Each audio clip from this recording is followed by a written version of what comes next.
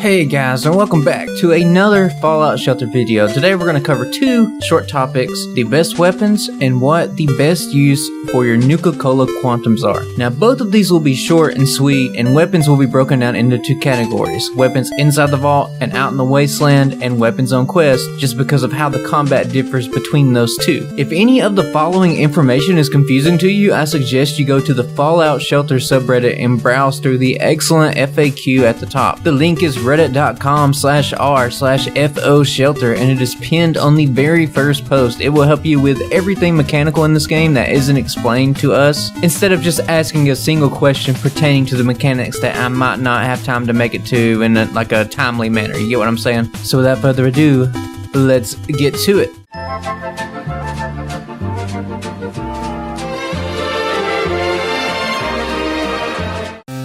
Inside the Vault and the Wasteland are fundamentally the same. All it takes into account are the damage of the weapon, and it has like a D&D style dice roll going on in the background. And remember that the fancy animations inside the vault of your dweller attacking and just being attacked are just for show. There are just numbers being crunched in the background that determine all that stuff, and what you see isn't actually what's happening. The Wasteland is pretty much the same. You see text of the events pop up. The game checks various things in the background, including what the event is, what special stat correlates with that specific event, and the damage of your weapon. With all that said, all you need for these two are the highest damage. If you want to be prepared for Wasteland quest, equip your explorers with weapons that are found in the next part of this video.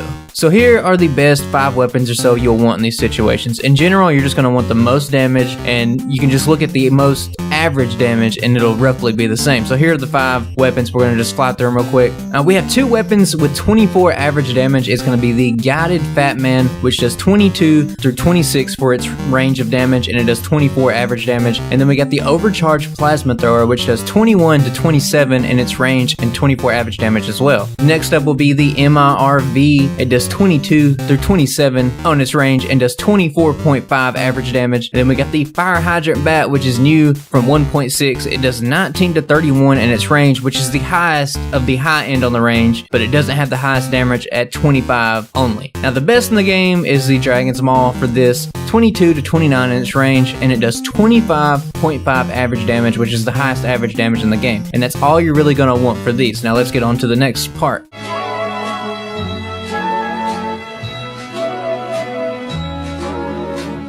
Questing is vastly different from the previous weapons. Different weapon types behave differently, and not only that, you have to take into account that you can have a team of 3, so you can use different combinations of these weapons. Having high damage is still important, but it isn't everything. So first, I'll list a few weapons that I like for questing, and then I'll tell you my personal favorite combinations of weapons for quest. And with that all in mind, there are pretty much only 3 top tier weapons for quest, so let's get into that. The first weapon we will cover is the MIRV. We've covered its damage range and average damage above, which was 24 average damage, 22 through 27 in its range. But what you really need to know is how these things behave differently on quest. The MIRV, the Fat Man, and other rocket launchers and things like that, they do area of effect damage. It means that your dweller shoots a mini nuke, it hits the room for, let's say, 24 damage. It will split between everything in the room. Now, not to just state the obvious here, but if there were just 2 enemies in the room, the shot would do 12 damage to each of them. Now, it's not as good as the other weapons, but most quests in this game are low level with low level enemies, and hitting everything at once can quickly wear down these weak rooms. This also applies for the higher level quests as well. It's personally worth it to me on most quests to at least equip one of your dwellers with the AoE weapons and the other 2 slots devoted to single target weapons. The second best weapon for questing is the Dragon's Maw. Now it has the highest average damage in the game, but it also has its drawbacks, and let's get into that. It's a single shot burst weapon, meaning it just does all of its damage in one blow, then it reloads. Now the numbers I'm about to throw up aren't exact, and it's just only to illustrate a point. Now let's say if you have a level 50 dweller and it has 55 health, you shoot it twice with the Dragon's Maw, and even though you hit it both times with average damage, it will still have about 4 HP left, meaning you have to hit it with another shot, and you can waste up to a potential 25 damage. Now this happens more often than you think, and the fact that it often leaves a lot of wasted damage on the table is why it's not number 1 on the list. And finally, we have the best quest weapon on the list. it is Vengeance. It doesn't have the best stats in the game. It has 21 through 26 damage range, and it averages 23.5 damage, but it makes up for it just by how the automatic weapons behave on quest. Gatling lasers and other automatic weapons, they fire multiple times over the span of about 3 seconds. Now, it's really hard to get like exact numbers or tell exactly how many times they fire just by looking at the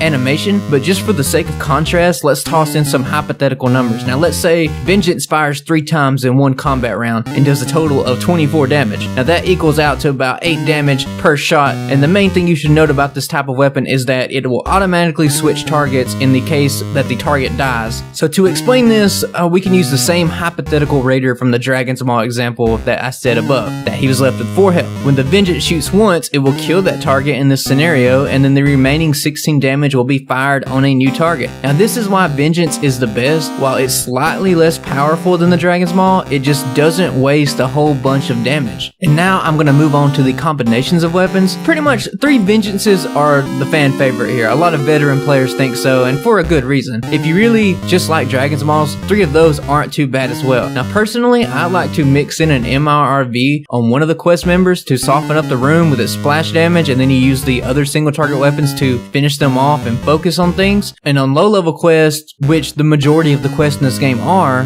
it just demolishes those rooms anyway. Now, my personal favorite pick for my 3 teams at the moment, until I stop playing the game pretty much, is 2 Vengeances and an MIRV. Now, like I said earlier, the majority of quests you find in the game are very low level with low level enemies, meaning you can pretty much take whatever weapon you want and probably be fine. These are just simply the best in the game, taking into account a level 50 quest with a vault that has access to everything. Now, a real short thing I would like to cover at the end of this video are the best things to use your Nuka Cola Quantums on. I personally just save mine up for a rainy day or whenever I need them, and I think right now I'm sitting at like 114 or so at the time of recording this video, so this is going to be short and sweet and didn't warrant its own video, so here we go. Here are some of the things you can use Quantums on: returning an explorer from the Wasteland, instantly getting to and returning from quest, instantly finishing a haircut at the barbershop, finishing weapons and outfits in your workshop, skipping quest, and skipping objectives. I'd like to say that most of its uses are pretty bad, and I really only think that one of these uses are any good. I do, however, think that it is okay to use them traveling to or from a quest. Some quests take an absurd amount of time to reach, and speeding them up to progress faster in the game is pretty nice. The most useful out of these 2 is the return. With access to return speed pets, even the highest return speed is reduced drastically, meaning you won't have to waste nearly as much Quantums getting your guys back as you would rushing them to the quest. Now, with all of that said, I think the best use for Quantums is skipping objectives. In my testing, it always just takes a single Quantum to skip an objective. This will get rid of the garbage objectives and let you go through more to get to the Mr. Handies, the lunchboxes, and the pet carriers. With an objective completion pet, it's not uncommon to fly through tons of objectives whenever you have time to play, and that's pretty much my thoughts on Quantums. Also, guys, remember that Quantums, each one of them on anything pertaining to time, is usually worth about 2 hours in itself. So let's say you have 4 hours and 30 minutes to return from the Wasteland, it would take 3 Quantums. Now, I know this was kind of a random thing, just kind of mix it in with the video, but it's just a really short topic and it didn't warrant its own video, so here we are.